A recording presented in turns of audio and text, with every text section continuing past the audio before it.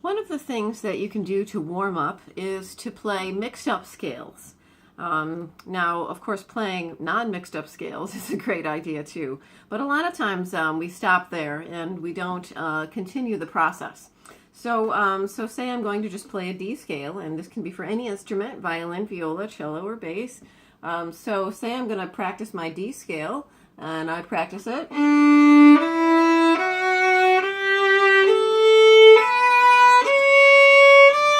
Practice going down.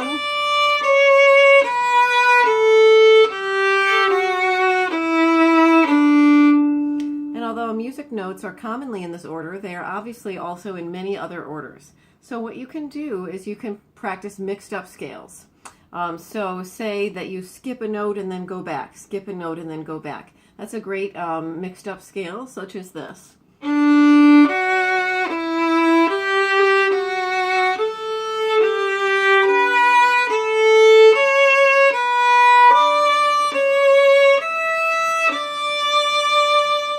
I've used my scale notes, but I've done a pattern with them. So I'm going up a third, down a second, or I'm skipping a note and then going back to the note I skipped, and then back to the next note. So another example of a mixed up scale would be that you play it in like you divide it in half.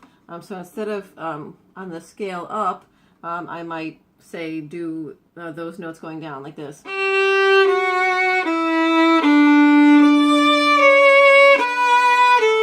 Or I might reverse that.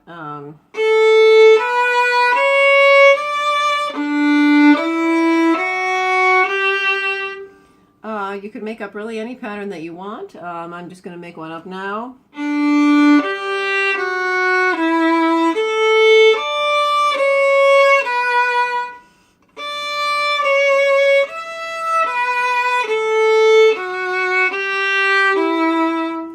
So the idea is to play scales, the notes from scales, but just in a different order than just sequentially, so that you get more used to that. So when that comes in music, that's helpful to you. Also arpeggios, which are just chords one note at a time, can be helpful too, such as...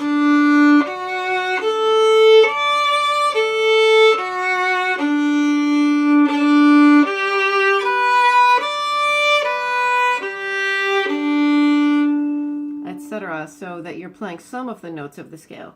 But you can make up your own pattern to play some of the notes of the scale.